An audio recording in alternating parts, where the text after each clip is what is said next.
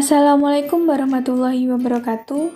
Yang terhormat kepada Bapak Muhammad Ali Tamrin MSy dan teman-teman MK kelas 3E yang berbahagia. Pertama-tama marilah kita panjatkan puji syukur kehadirat Allah Subhanahu wa taala yang telah memberikan kesehatan dan kenikmatan kepada kita semua. Saya sebagai moderator kelompok 11 Lembaga Keuangan Syariah akan membagikan hasil kerja kelompok kami yang berjudul Pasar Modal Syariah dengan anggota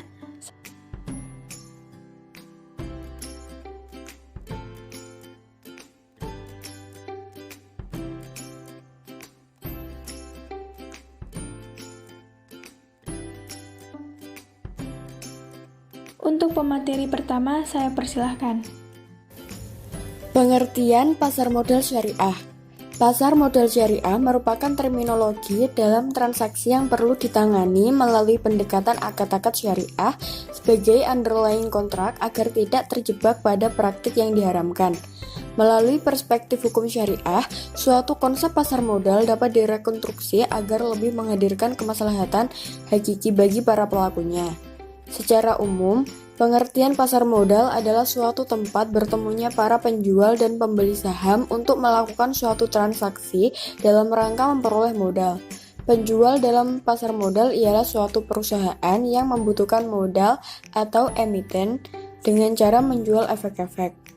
Pembeli atau investor adalah pihak yang ingin membeli modal pada perusahaan yang menurutnya akan mendatangkan keuntungan. Pasar modal juga dikenal dengan nama bursa efek. Fungsi pasar modal syariah. Menurut Ahmad Wali sebagaimana dikemukakan oleh Heri Sudarsono, menyebutkan ada 5 fungsi dari pasar modal syariah. Kelima fungsi pasar modal syariah tersebut adalah sebagai berikut. A.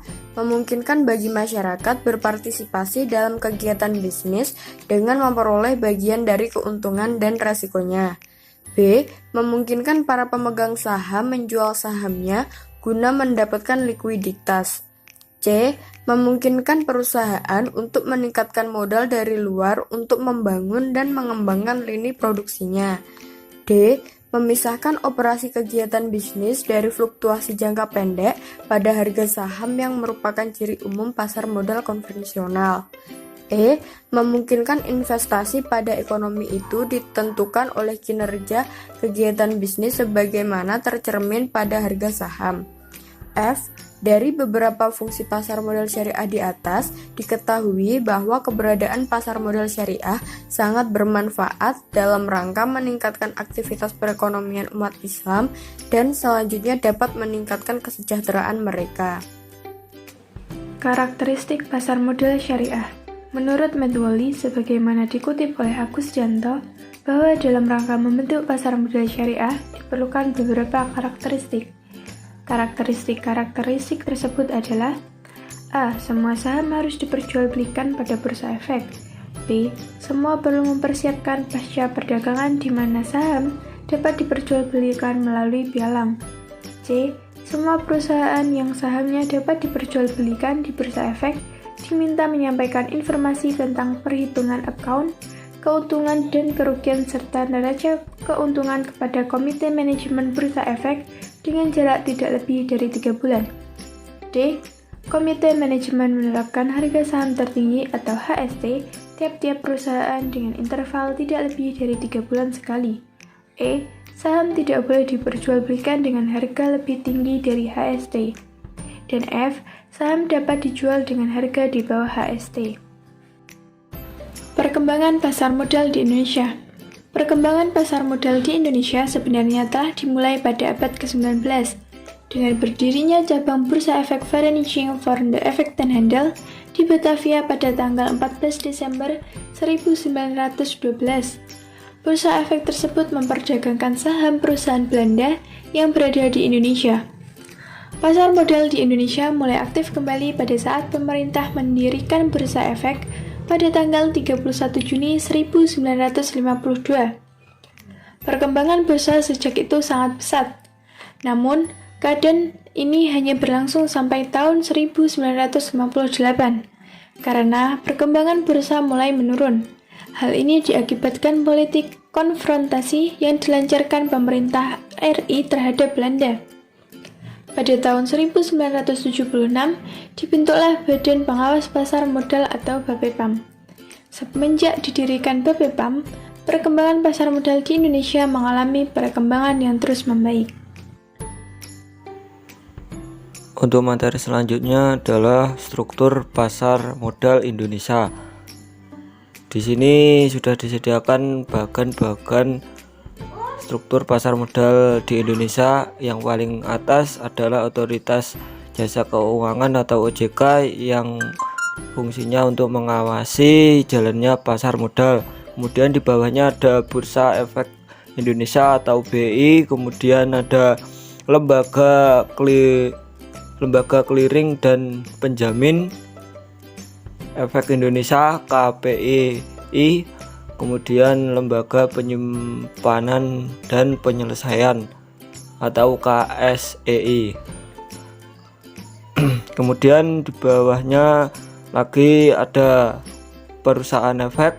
Perusahaan efek ini dibagi lagi, di dalamnya menjadi penjamin emisi, perantara pedagang efek, dan manajer investasi. Kemudian lembaga penunjang, di dalamnya ada Biro Administrasi Efek, Bank Kustodian, Wali Amanat, dan pemeringkat efek. Kemudian profesi penunjang, di dalamnya ada akuntan, notaris, penilai, dan konsultan hukum. Kemudian ada lagi pemodal, yang di dalamnya ada pemodal dari domestik atau asing.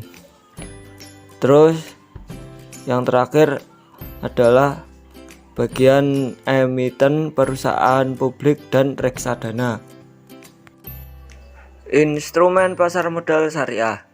Dalam instrumen pasar modal syariah dikelompokkan menjadi 3 kategori, yaitu 1. Sekuritas aset yang meliputi bentuk penyertaan musyarakah yang mewakili modal tetap dengan hak pengelola, pengawasan, manajemen, serta hak suara dalam pengambilan keputusan. 2. Sekuritas utang. Kategori ini berupa penerbitan surat utang yang terjadi atas transaksi jual beli atau sumber pendanaan sebuah perusahaan. 3. Sekuritas modal. Instrumen ini adalah sekuritas atau bukti kepemilikan modal dalam bentuk saham dari perusahaan emiten terdaftar di dalam pasar modal syariah.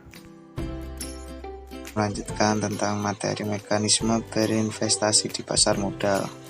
1. Mekanisme berinvestasi saham. 2. Mekanisme berinvestasi obligasi. 3. Mekanisme berinvestasi reksadana. Selanjutnya, strategi pengembangan pasar modal di Indonesia. Dalam rangka mengembangkan eksistensi pasar modal yang didasari prinsip syariah dan dilandasi akan keyakinan potensi berkembangnya pasar modal syariah yang akan menjadi salah satu pilar penunjang industri pasar modal Indonesia.